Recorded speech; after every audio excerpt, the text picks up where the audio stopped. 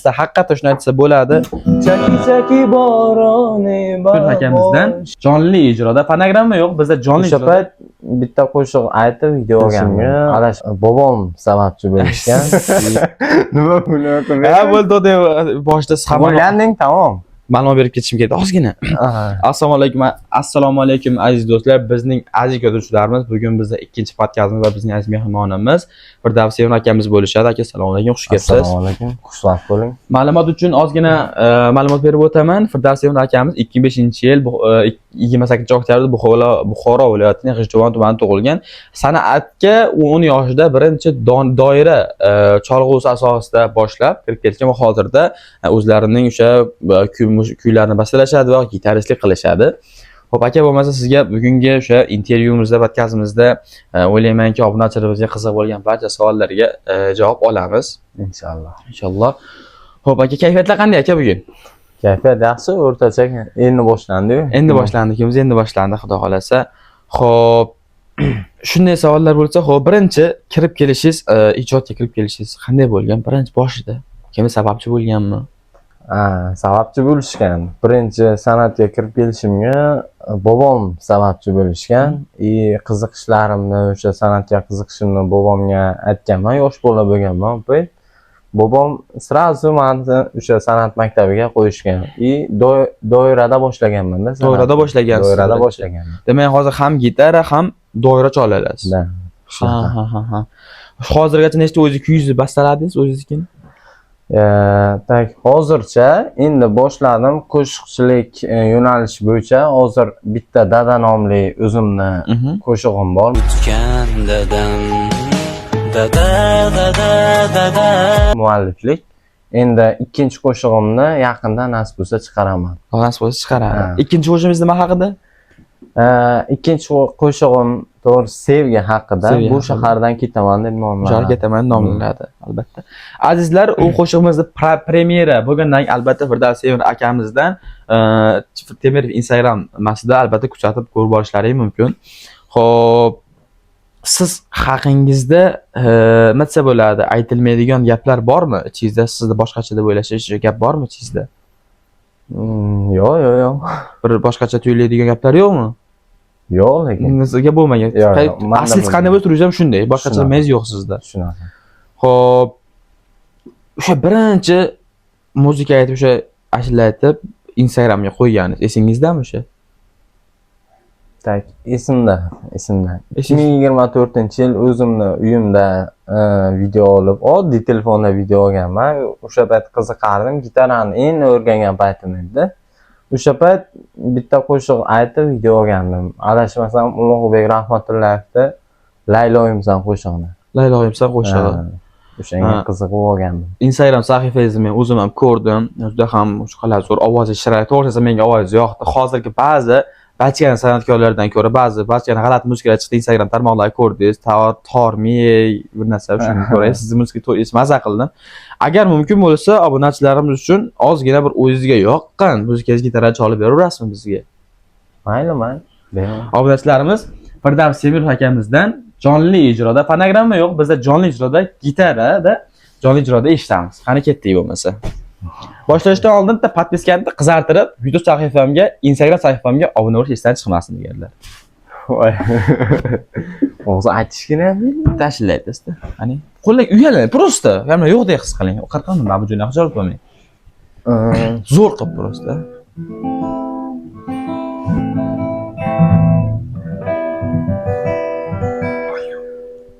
Hozir shunda boshqa biror qo'shiqni aytishim kerak, to'g'rimi? Любойni. Xohlasa o'zingiznikini ayting. Bas.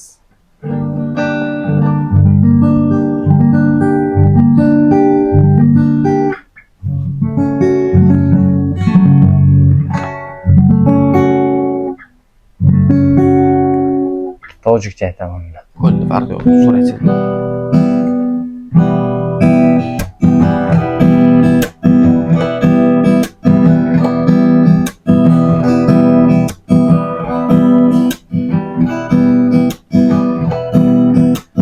Chaki boroni bahor shirin است daryo دارم تو را شد و بینا در دل غمی درین است از نازیلا لزا شد و بینا در دل غمی درین از نازیلا لزا بدیلم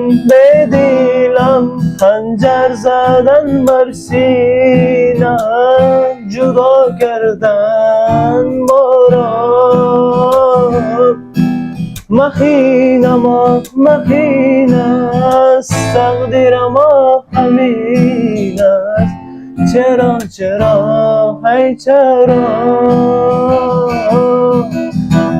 چکی باران بهار شیرین است دریا دارم تو را do'stlar, eshitdik. Mana haqiqiy men to'g'risini aytsam, talant desa haqiqatdan shuni aytsa bo'ladi. Chunki nima desa bo'ladi, hali ochilmagan gul kabi, haligi hali ko'rilmagan, ko'rsatilmagan talant. Firdavs akamiz hali rost mana o'zining iminni, o'zining o'rniga, o'zining mashhurlik darajasiga erishmagan bo'lsa ham, o'sha hali ko'rinmay turgan nima talantlardan desak ham mubolag'a bo'lmaydi. Albatta bizning obunachilarimizni podeshkasi yordami orqali inshaalloh zo'r darajalarga inshaalloh yetamiz. Inshaalloh. Ajoyib kuy uchun sizga ham rahmat. Bo'lmasa savollarni davom ettiramiz. Yana sizni qiynashni boshlaymiz degan bo'laveradi. Endi boshladingiz. Endi boshlayapmiz. Xo'p. Sizda o'sha kuylarni bastalayapsiz, o'zingizni nima desa bo'ladi, qandaydir darajada o'zingizni qisqacha bo'lsa ham mashhur darajaga erishishga harakat qilyapsiz. Shu oz bo'lsa ham o'zgarish bo'ldi, misol uchun ba'zida pul kelgandan keyin o'zi kibr bo'ladi, sizda bu narsa bo'ldimi? Faqat rostini ayting. Endi to'g'risi ko'p kishida bo'ladi deb o'ylayman. Pul kelgandan keyin ozgina kibrga berilish hammada ham bo'ladi deb o'ylayman, lekin hatto kibrga beriladigan darajada hali mashhur bo'lmadim. Endi agar shunaqa bo'lsa ham harakat qilaman kibrga berilmaslikka. Oldindan hech nimaga javob berib bo'lmaydi-da. To'g'ri. Lekin men harakat qilaman, kibrga berilmayman. Inshaalloh akamiz mashhur san'atkor inshaalloh bo'lishganda ham bizni podkastimizga kelishib, ya'ni intervyu berishadi, to'g'rimi aka? Inshaalloh. Xo'p. Shu ko'pchilikda bo'ladi, yoshligimda katta bo'lsam, bunaqa bo'laman deydi. Shu yoshligida shunaqa odam bo'laman degan insoningiz bo'ldingizmi o'zingiz? Endi yoshlikdan bo'laman degan inson bo'lishimga yana vaqt bor deb o'ylayman. Inshaalloh o'sha inson bo'lgan paytiman shu yerda intervyu berib, siz bilan suhbatlashib o'tirishga nasib qilsin. Men shu narsaga harakat qilaman Inshaalloh. Hali endi oldinda hali. Xo'p, erkak kishi ko'p gap ichiga yutadi deydi. Bu qay ma'noda sizga fikringiz qanaqa shu gapga? Menimcha 100% to'g'ri deb o'ylayman. Erkak kishi nima bo'lsa boshidan nima o'tgan kechirganlarini, dardlarini, hammasini ham hammaga ham aytaversa bo'lmaydi-da. Bo'lmaydi. To'g'risi erkak kishi agar 100% deb olsak 90% erkak g'amlarini, dardlarini o'sha hammasini ichiga yutadi. O'ylaymizki hammada boshqa ozgina bo'lamiz gapda. Xo'p, sevgi nimasi bo'lgan? Sizda ham bo'lgandir. Chunki hamma erkakda bo'ladi. O'sha sevgi mavzusida yaxshi ko'rganingiz bo'lganmi, sevganingiz bo'lganmi maktab davrlarida yoki hayotda? Endi maktab davrida bo'lgan. Hammada ham bo'ladi. Hozir ham esingizmi? Hozir ham esimda, u esdan chiqmasa kerak. To'xtamay shunaqa. Xo'p, agar mabodo sizda mayli endi hozir ko'rsa, bizni podkastimiz internet sahifalariga qo'yiladi. Mabodo sizni ko'rsa, biz albatta kuylaringizni eshitadi. Hozir sizni misol uchun siz u bilan baxtli bo'la olmagan so'rning yo'q, erishganmisiz? Yo'q, erishmaganman.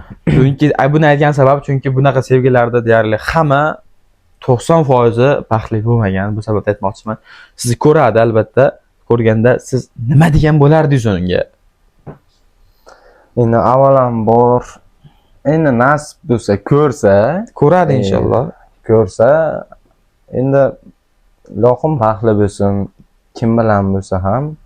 Tak u sevgan insoningizni bari baxtli bo'lishini xohlaysiz-ku. To'g'ri. Erisha olmagandan keyin unga hasad qilib, bu nima qilib, Qilish to'g'ri baxtli bo'lmasin, bu nima deyish noto'g'ri-da. Mayli, kim bilan bo'lsa ham baxtli bo'lsin, doim xursand bo'lib yursin. Men shu narsani xohlayman.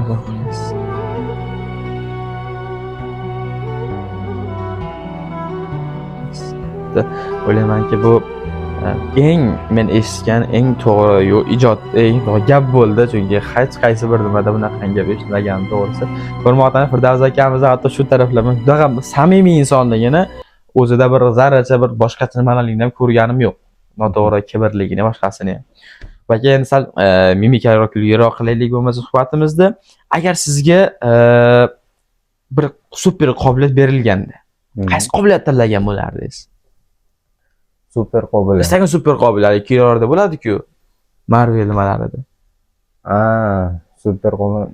Bu haqida o'ylab ko'rmagan ekanman. Navbat bo'lib qolsa, chunki hamma yoshligida bo'lardi. Ko'rinmas bo'lib qolsam deydi, uchigan odam bo'lsam deydi. Sizda qaysi qobiliyat bo'lishini istagan bo'lar super qobiliyat? Tak. Men boshqa davlatlar paydo bo'lib qolish xohlardim. Teleport. Teleport bo'lish xohlardim. Nima uchun? Chunki masalan, u kino sohasiga qiziqaman-da.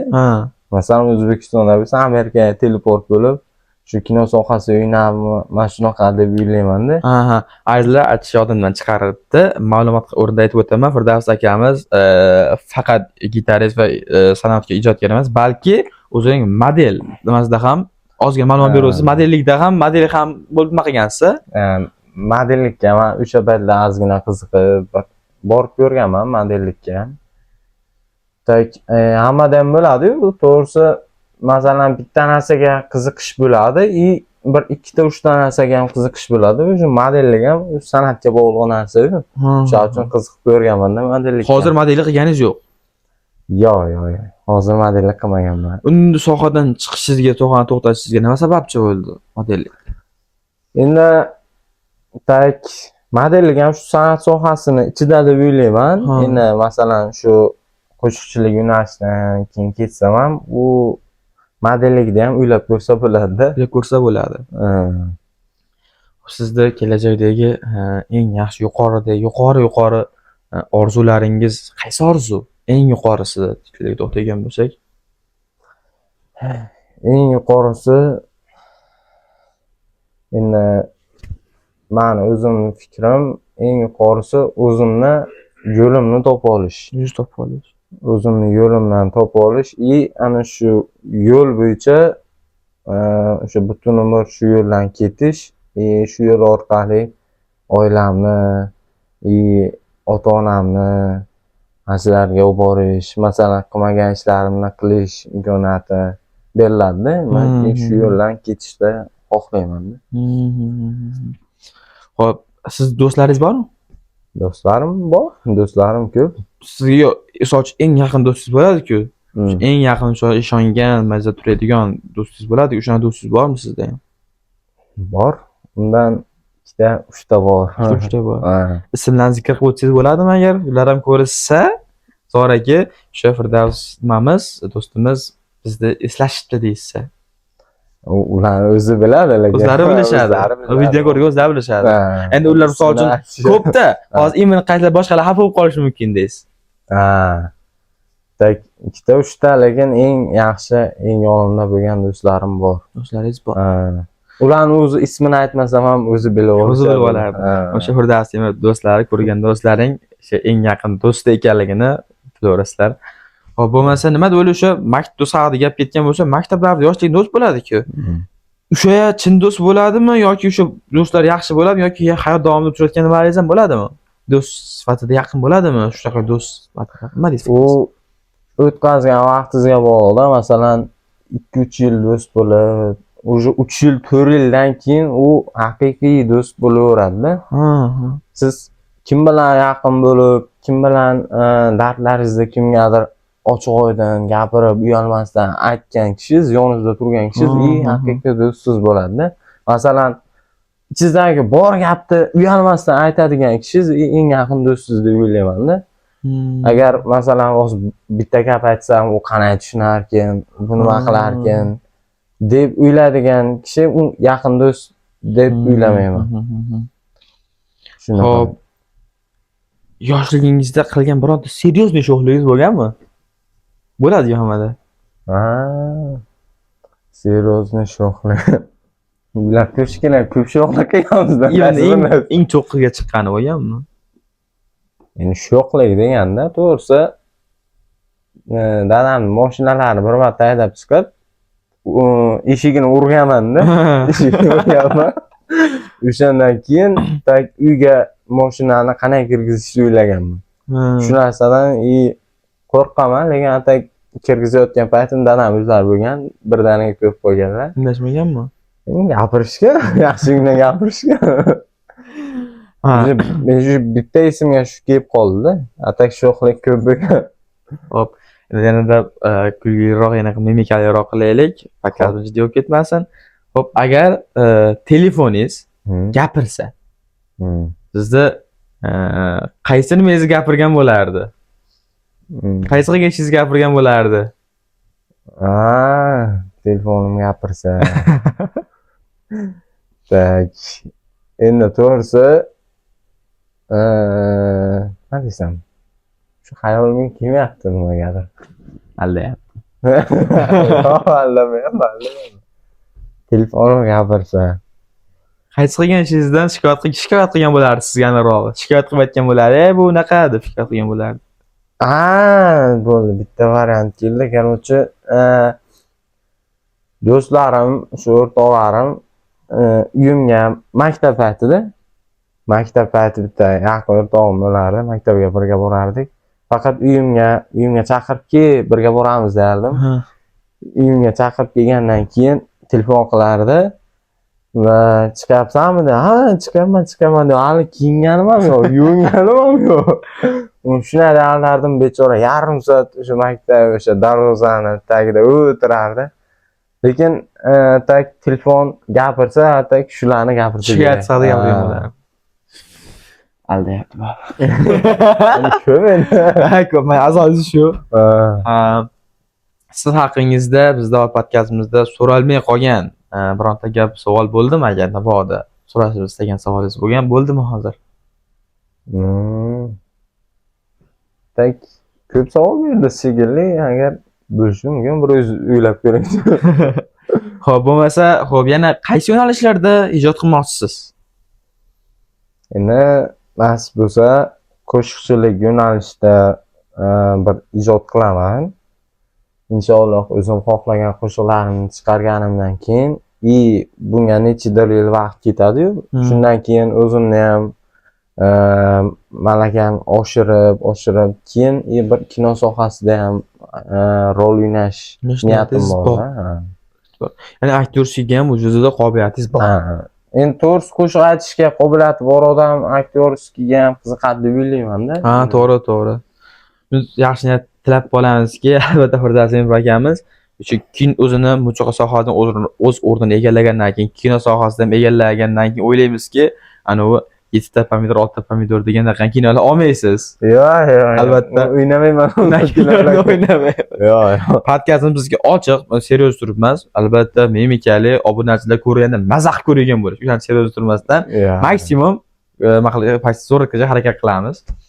Xo'p, obunachilar o'ylaymizki, Firdavs Emir akamizda yuzasida o'ylagan barcha savollarga javob oldilaring. Hali u darajada masa bo'ladi, internet sahifalarida juda ham mashhur, taniqli bo'lib ketmagan bo'lsa ham, endi o'z o'rnini egallab, o'zining kuylarini bastalagan holda tanilayotgan ijodkor akamizda ham mubolag'a bo'lmaydi.